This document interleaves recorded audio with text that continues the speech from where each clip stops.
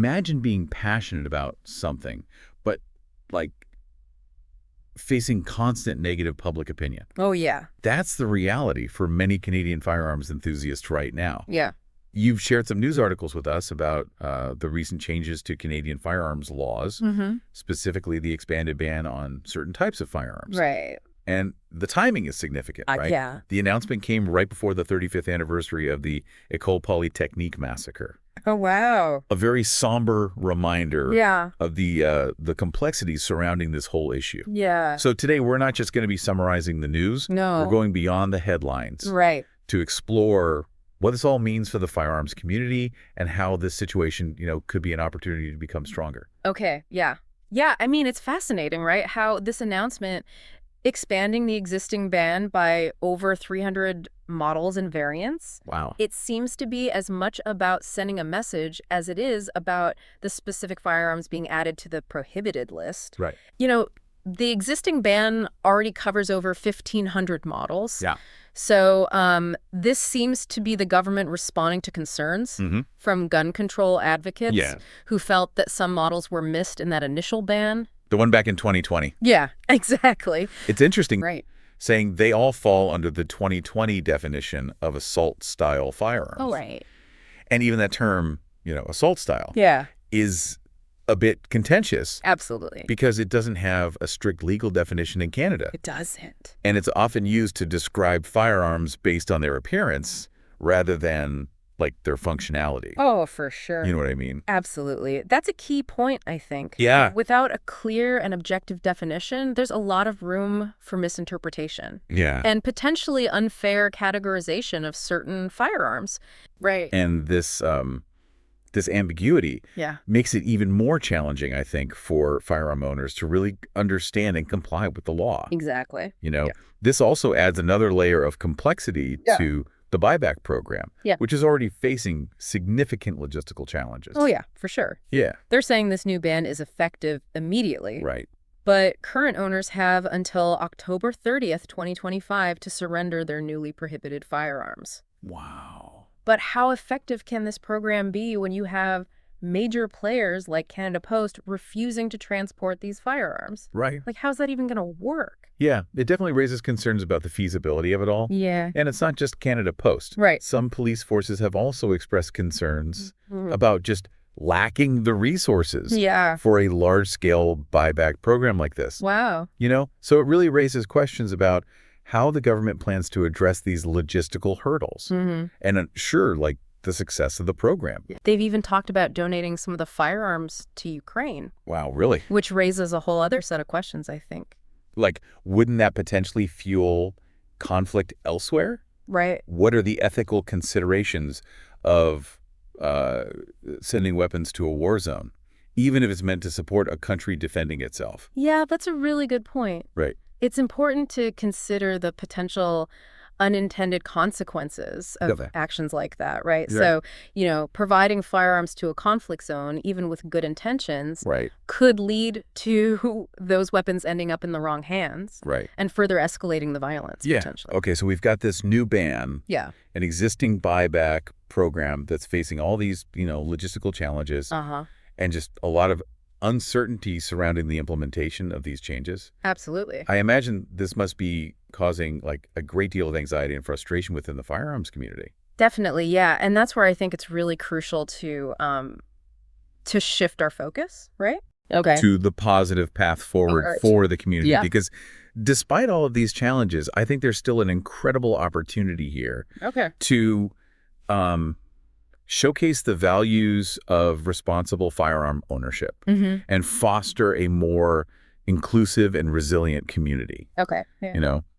While these changes definitely present some challenges, I think there's also an opportunity here for the firearms community to be proactive, right? And kind of build a stronger, more connected community. Okay. One source that really kind of stood out to me was the BC Firearms Academy. And their message is really about fostering unity and promoting a welcoming atmosphere within the firearms community. Okay, cool. What specifically stood out to you about their approach? Well, I mean, they emphasize, that responsible firearm ownership goes beyond just following the law. Okay.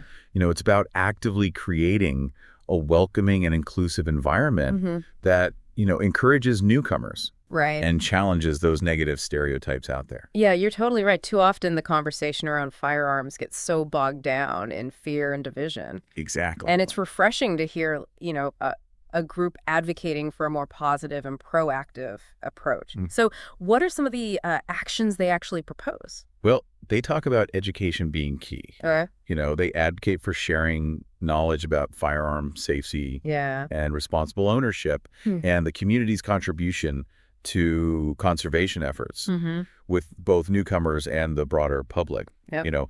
This actually aligns with some of the provisions in Bill C-21, that gun control bill that was passed in 2023. Yeah.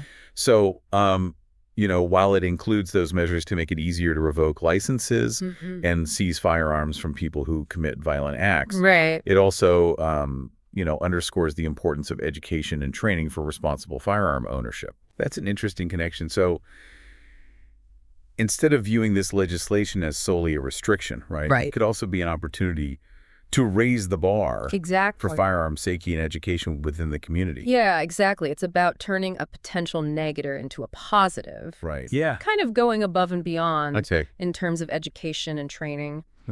The firearms community can really demonstrate its commitment to safety and responsible ownership. I like that perspective, taking ownership of the situation and turning it into a positive force for change. Absolutely. What other actions do they suggest? They also talk about the importance of building support within the community itself. Okay. This involves creating a welcoming atmosphere at ranges and hunting events to attract new members and encourage more experienced members to mentor newcomers. Yeah. It's about fostering that sense of camaraderie and shared purpose. That's so important because when you feel like you're part of that supportive community, you're more likely to stay engaged and contribute positively. Absolutely. And they don't just focus on expanding the existing community. Okay. They also talk about building allies among non-firearm owners. How did they propose to do that? Well, by highlighting the community's contributions to conservation and safety. Right. By engaging in respectful dialogue to address concerns and kind of dispel misconceptions. Right. And, just by showing that responsible firearm ownership can coexist with a commitment to public safety. That makes a lot of sense, right? By finding that common ground, focusing on those shared values, it's possible to build those bridges even with those who might initially have reservations about firearms. Precisely. Yeah. It's about changing the narrative, shifting away from fear and stereotypes and promoting understanding and dialogue. And this brings us back to you. To the listener. Yeah, the listener. Because even if you're not a firearm owner, you can still play a role in shaping this conversation, right? Absolutely. You might be wondering, how can I, even if I'm not directly involved in the firearms community, help bridge the gap between these different perspectives on this issue? Right. Is there a way to have, productive, respectful conversations that move beyond fear and stereotypes? I think it all starts with just being open, right? Yeah. To understanding different perspectives. Maybe, someone who's a firearm owner. Right. A friend, a family member, a coworker. Yeah. Take the time to, actually have a conversation with them, ask them about their experiences, their views. Sure. And what, responsible firearm ownership means to them. Yeah. And I think, for those within the firearms community, it's equally important to reach out to those who may not share your perspective. Share your knowledge about firearm safety. Talk about the positive aspects of, the sport. Right. Emphasize the community's commitment to conservation and safety. Right. It's about having those sometimes difficult conversations. Yeah. But with respect and understanding, right? Exactly. Finding that common ground and building bridges instead of walls. Yeah, exactly. It's about showing that, despite those differences in opinion, there's a shared commitment to safety and community well-being. Yeah. That's how we move forward in a positive and constructive way. So for you, the listener, the challenge is to take this information and go deeper. You've got this foundation, right? Yeah. Now seek out firsthand experiences. Sure. Talk to people on both sides of the issue. Yeah. Explore the resources that we've mentioned. Absolutely. And, form your own informed opinion. Yeah, knowledge is power, right? Totally. Especially when it comes to these complex and emotionally charged issues. And remember, change can be unsettling, but it also presents opportunities for growth and understanding. The firearms community has faced challenges before. Yeah. And emerged stronger. Absolutely. This time is no different. Right. I think by focusing on unity, positivity, education, outreach, this community can not only navigate this current situation, for sure, but also emerge as a force for positive change, right? Yeah. In the broader conversation around firearms in Canada. Yeah, it's about shifting the narrative, fostering understanding, building a future where responsible firearm ownership is respected and valued. And that's what this deep dive has been all about. Yeah. Giving you the information and insights you need to engage in this conversation in a meaningful way. Absolutely.